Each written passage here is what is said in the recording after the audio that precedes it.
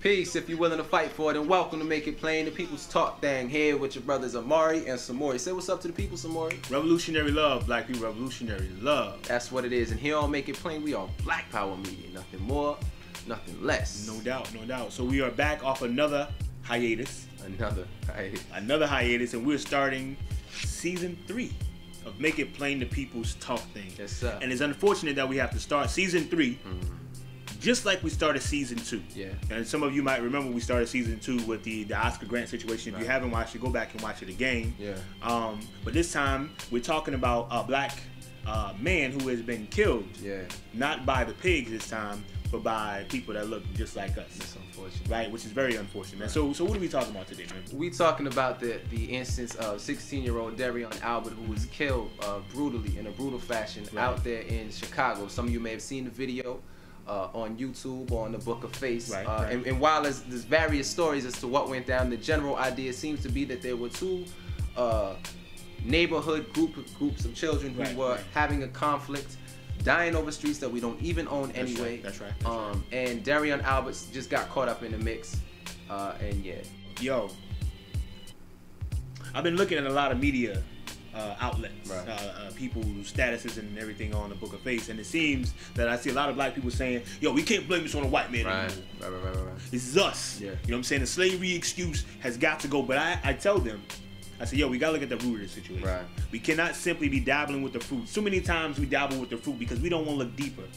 Right. So we have to ask the question, why did these brothers act this way? Yeah. And you know, and I think that because for me, in my reading of this situation, there's two tragedies here. One is the obvious, the fact that a young brother was killed. You know what I'm saying?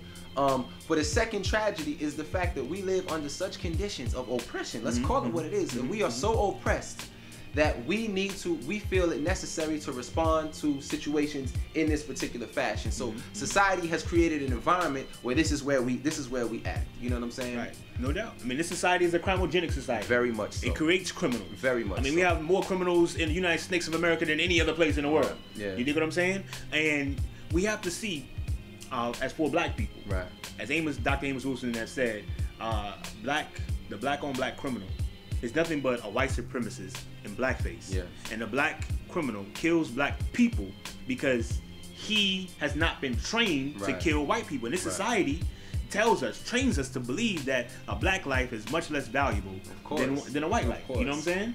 And you know, and that's very similar to what Frantz Fanon calls fratricidal violence. That is, and as opposed to killing my oppressor, I'm going to kill my brother because the consequences are a lot less grave. You know what I'm saying? No doubt, man. And Fanon also said that a warrior without war will war against self. Yeah. So I said a warrior without war will war against self. I'm sure you heard me twice, but I'm just making sure. Make sure they hear me, right? And when we talk about the war in which we find ourselves, let's back it up. We're talking about specifically, although this is definitely a phenomenon all around the globe. This is global white supremacy. But we're talking about the South Side of Chicago, one of the most neglected ghettos in the history of the United States of America. This is true. And I find it very symbolic.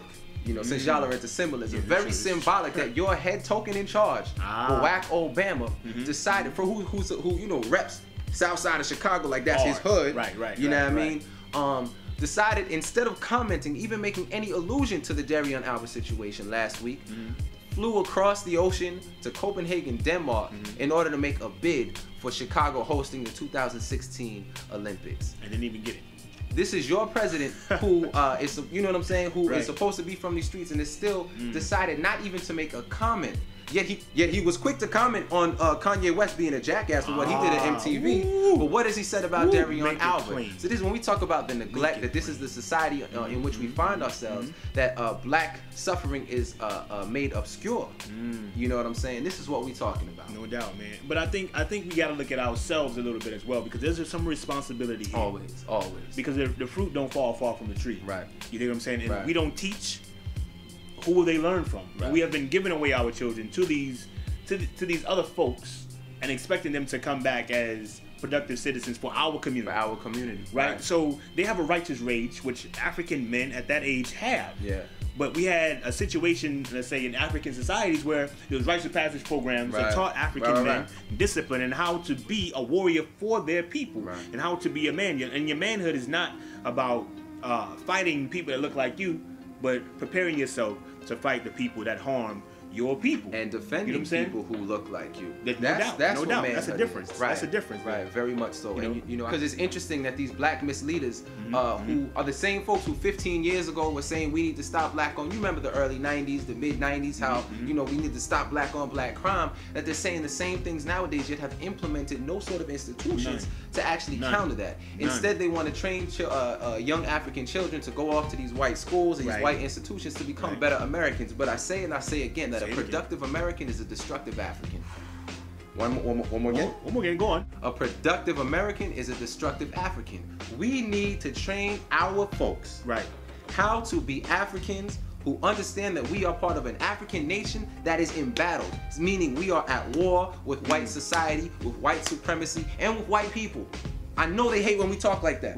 But we gotta make it plain, bro. Come on, this keeps happening time and time again. A lot of Negroes like to use this book, right? And be like, see, I'm a spook who sat by the door. But in the spook who sat by the door, we see Dan Freeman doing exactly what we need to be doing right now. Taking the so-called skills that we have, and bringing it to those communities and those brothers and sisters who are ready, you know, to do something, but they don't know where to direct that. And you know, and another element about that, these black misleaders often, because a lot of times you hear the misleaders saying that, one, Dan Freeman never said he was a spook, he acted, he didn't talk. But anyway, but an important element too is Dan Freeman was not afraid to interact with the Cobras. A lot of these black misleaders and elders in general, dare I not call them elders, but elders in general are scared of us. What did Biggie say?